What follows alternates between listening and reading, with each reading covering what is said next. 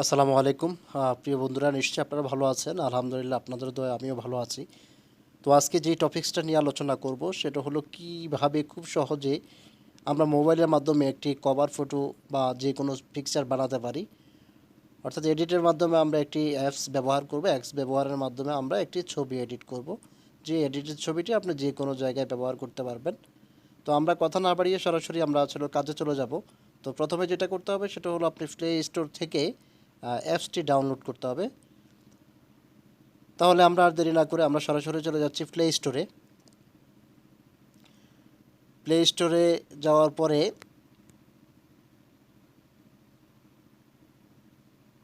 হ্যাঁ বন্ধুরা, আমরা প্লে স্টোরে যাব। প্লে স্টোরে যাওয়ার পর প্রথমে আমাদেরকে যা করতে হবে সেটা হলো আমরা অ্যাপসের নাম লিখতে হবে। তো সরাসরি আমরা প্লে স্টোরে ঢুকলাম। ঢোকার পরে এখানে লিখতে হবে পিক্স ল্যাব, FIXELAB। পিক্স ল্যাবে যাওয়ার পরে আপনারা এখানে ইনস্টল করবেন। যেহেতু আমার ইনস্টল করা আছে আমি ইনস্টল করলাম না, আমি সরাসরি ওপেনে ক্লিক করলাম। ওপেনে ক্লিক করার পরে এরকম একটা ডিসপ্লে আসবে। এখান থেকে আমরা ডিলেটে গিয়ে আমরা টেক্সটটা মুছে নেব। তারপর আমরা ইমেজ সাইজটি দিব। তো ইমেজ সাইজ দেওয়ার পর থ্রি ডট মেনুতে যাব। থ্রি ডট মেনুতে যাওয়ার পরে ইমেজ অপশনে ক্লিক করব। ইমেজ অপশনে ক্লিক করার পর আপনারা দেখতে পাচ্ছেন এখানে অনেকগুলো অপশন আছে। তো আমরা এখান থেকে ফেসবুক কভার আর্ট যে অপশনটা সেটাতে আমরা ক্লিক করব। যেহেতু আমরা ফেসবুক কভারের জন্য এটি ব্যবহার করব। তারপর আমরা ওকে দিয়ে দিব। ওকে দেওয়ার পর আপনারা দেখতে পাচ্ছেন সুন্দর একটি সাইজ হয়ে গেছে। এবার আমরা এখানে একটি ব্যাকগ্রাউন্ড বসাবো।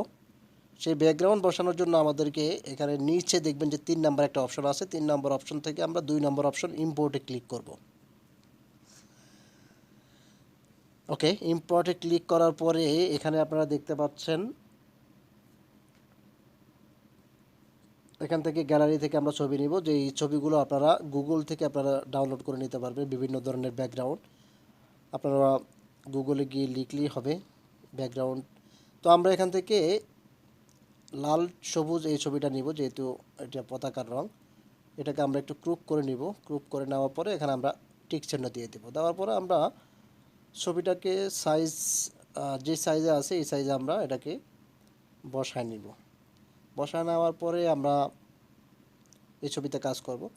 তারপরে এই ছবিটাকে আমরা ফিক্সড করার জন্য যেটা করতে হবে সেটা হলো থ্রি ডট মেনুর নিচে যে একটা অপশন আছে, থ্রি ডট মেনুর নিচে সেটাতে আমরা ক্লিক করব।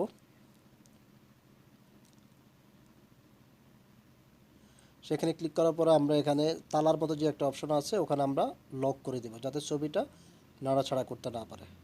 ওকে, এটা করে দিলাম। এবার আমরা কি করব, আমরা আরেকটা ছবি নিব, অর্থাৎ ব্যাকগ্রাউন্ড নিব।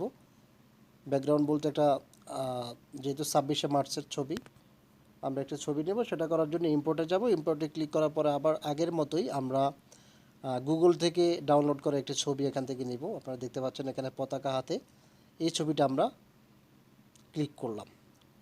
ওকে, ক্লিক করার পরে বন্ধুরা আমরা এটাতে আবার টিক চিহ্ন দিয়ে দিব। টিক চিহ্ন দিয়ে আমরা এই ছবিটা আগের মতো জায়গা মতো বসাই নিব, যাতে করে আমাদের কাজ করতে সুবিধা হয়। বন্ধুরা আপনারা দেখতে পাচ্ছেন পিছনে যে সাদা ব্যাকগ্রাউন্ডটা আছে এই ব্যাকগ্রাউন্ডটা আমরা এবার ডিলিট করব। যেহেতু সাদা ব্যাকগ্রাউন্ডটা এখানে থাকলে সমস্যা, ছবির সাথে ম্যাচ হবে না। তো সেটার জন্য আমাদের নিচে যে অপশনগুলো আছে সেখান থেকে আমরা নিচের অপশনগুলোতে যাব। অ্যাডসার নামে দেখবেন আর্সার কালার নামে একটা অপশন আছে, সেখানে আমরা ক্লিক করব। ক্লিক করার পর এখানে অ্যানেবল আছে, আমরা এটাকে ডিসেবল করে দেব। ডিসেবল করার পরে আমরা এটাকে কালারগুলো হালকা একটু কালার চেঞ্জ করতে পারবো। আপনারা দেখতে পাচ্ছেন নিচে 15-16 এরকম একটা অপশন আছে, সেগুলো আমরা ক্লিক করার পর আমরা টিক চিহ্ন দিয়ে দিব। তারপর দেখতে পাচ্ছেন আপনারা কালার কিন্তু পিছনের যে ব্যাকগ্রাউন্ডটা সেটা কিন্তু অলরেডি চলে গেছে। আমরা এটাকে সুন্দর মতো জায়গা মতো বসিয়ে নেব এবং এটাকে আমরা একটু কালার ইউজ করব। সেটার জন্য স্ট্রোক নামে একটা অপশন আছে, স্ট্রোকে ক্লিক করার পরে এনাবল আছে, আমরা ডিসেবল করে দেব। ডিসেবল করার দেওয়ার পরে এখানে আমরা যে কোনো একটা কালার দিয়ে দেব।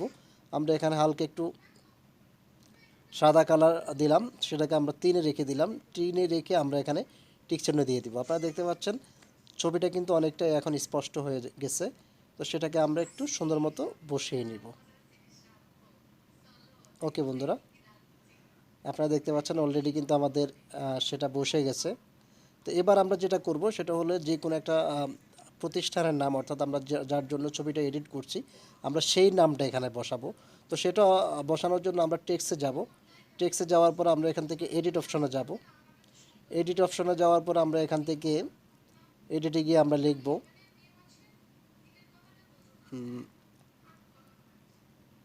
আধুনিকতার ছোঁয়ায় রামগঞ্জ। ওকে, তারপর আমরা ওকেতে ক্লিক করব। যেহেতু আমাদের লেখা শেষ, আমরা এটাকে নিচে বসিয়ে দেব। বসিয়ে দেওয়ার পর আমরা একটু সাইজ এদিক সেদিক টেনে আমরা সাইজটা ওকে করে নেব। বন্ধুরা, এবার এটাকে আমরা একটা ফন্টে রূপান্তরিত করব। আমরা যেহেতু আমরা এটা করেছি, এটাকে আলাদা একটা ফন্টে ব্যবহার করব। ফন্ট ব্যবহার করে এবি নামে একটা অপশন আছে, অর্থাৎ ফন্ট নামে একটা অপশন আছে। এখানে মাঝখানে যেই ফন্টগুলো আপনারা দেখতে পাচ্ছেন, এগুলো সবগুলো আমার ইনস্টল করা। এই ফন্টগুলো কীভাবে ইনস্টল করবেন সেটা অন্য একটা ভিডিওতে আমি আপনাদেরকে বলে দিব। আপনারা চাইলে নর্মাল ফন্টে ইউজ করতে পারেন। এখান থেকে আমরা একটা ফন্ট ইউজ করব যেটা আমাদের পছন্দের। তো এই ফন্টটা সিলেক্ট করে আমরা ওকে দিয়ে দিব। ওকে দেওয়ার পর আমরা এটাকে সুন্দর মতো বসাই নিব। ওকে, এদিক সেদিক দিয়ে আপনি আপনার সাইজ মতো আপনারা বসাই নেবেন। ওকে, বসানোর পরে এবার আমরা এটাকে একটু কালার করব। সেই কালার করার জন্য আমরা এখান থেকে কালার অপশনে যাব। কালার অপশনে আমরা এখানে কালো করে দেব। কালো করে আমরা এখান থেকে টিক চিহ্ন দিয়ে দেব। কালারটা অনেকটা ম্যাচ হয়েছে। তারপর আপনাকে স্ট্রোকে যাব। স্ট্রোকে গিয়ে এখান থেকে হালকা একটু কালার দিয়ে দিব। আপনার পছন্দ মতো আপনারা কালার দিয়ে দিবেন। আমি একটু সাদা দিয়ে দিলাম। সাদা দিয়ে আবার এখান থেকে আরও কিছু অপশন আছে, শ্যাডো আছে, আবার শ্যাডোটা দিতে পারেন।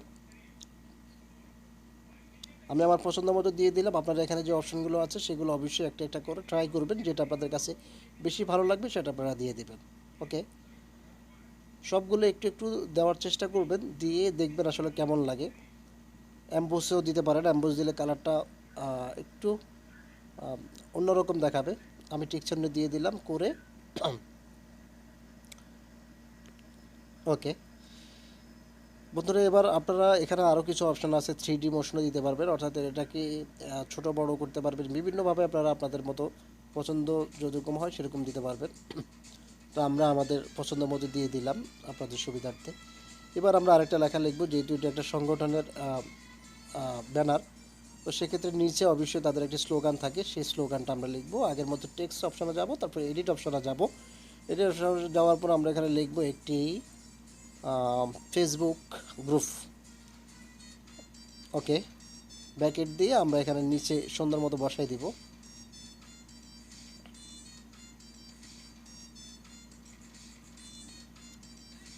ওকে বন্ধুরা, এটাকে সেম আগের মতোই কালারগুলো দিয়ে দিব আপনাদের পছন্দ মতো আপনারা দিয়ে নেবেন অবশ্যই, যেমন সুন্দর হয়।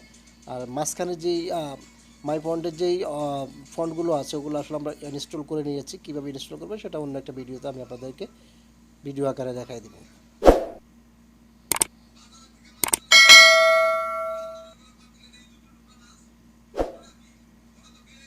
ওকে, নিজের মতো কালার করে নেবেন। বন্ধুরা, আমাদের সব কিছু ওকে হয়ে গেছে। এবার আমরা কি করব সেটা হলো, আমরা যে কোনো একটা সংগঠনের জন্য যেহেতু আমরা এই ছবিটি এডিট করছি, তো ছবিটি এডিট করার জন্য অবশ্যই তাদের যে কোনো একটা সংগঠনের হোক প্রতিষ্ঠানের হোক তাদের একটা লোগো থাকে। আমরা সেই লোগোটা এখন এই ছবিতে ব্যবহার করব। তো প্রথমত সবগুলো কালার এখানে দেওয়া হয়ে গেছে। এখানে একটু আপনাদের পছন্দ মতো আপনারা এডিট করে নেবেন। আমি জাস্ট আপনাদেরকে কোথা থেকে কোথায় যেতে হবে সেটা কিন্তু অলরেডি দেখাচ্ছি। ওকে, মোটামুটি অনেকটাই কমপ্লিট হয়ে গেছে। এবার আমরা সেম ছবিটা নিব, আরেকটা ছবি নিব ইম্পোর্ট থেকে। এবার আমরা যে ছবিটা নিব সেটা হচ্ছে লোগোর যে ছবিটা, অর্থাৎ প্রতিষ্ঠানের যে লোগোটা আমরা খুঁজে নিচ্ছি। আপনার মোবাইলের যেখানে থাকে সেখান থেকে আপনি ছবিটা খুঁজে নেবেন। আমার মনে হয় আমরা লোগোটা পেয়ে গেছি। এই যে এশিয়া আধুনিকতার ছোঁয়ায় রামগঞ্জের এই লোগোটা আমরা পেয়ে গেছি। তো এই লোগোটা পাওয়ার পর আপনি এটাকে ছোট বড় করে নেবেন আপনার পছন্দ অনুযায়ী, অর্থাৎ আপনার যতটুকু জায়গা আছে জায়গাতে যাতে বসে যায় সেরকম। এবার আমরা ব্যাকগ্রাউন্ডটা চেঞ্জ করব। ব্যাকগ্রাউন্ডটা চেঞ্জ করার জন্য আগের মতো এজার কালারে যাব। এজার কালারে যাওয়ার পর আমরা এখান থেকে ওকে টিক চিহ্ন দিয়ে দিব। এবার আমরা হালকা কিছু কালার করে দেবো, যেহেতু অস্পষ্ট দেখা যাচ্ছে। আমরা স্ট্রোকে যাব। স্ট্রোকে যাওয়ার পর আমরা এটাকে টিক চিহ্ন দিয়ে দিব। হালকা একটু কালার আমি ওয়ানে রাখলাম। ওয়ানে রাখলে জিনিসটা স্পষ্ট দেখা যাবে। আপনারা দেখতে পাচ্ছেন অনেকটা স্পষ্ট হয়ে গেছে।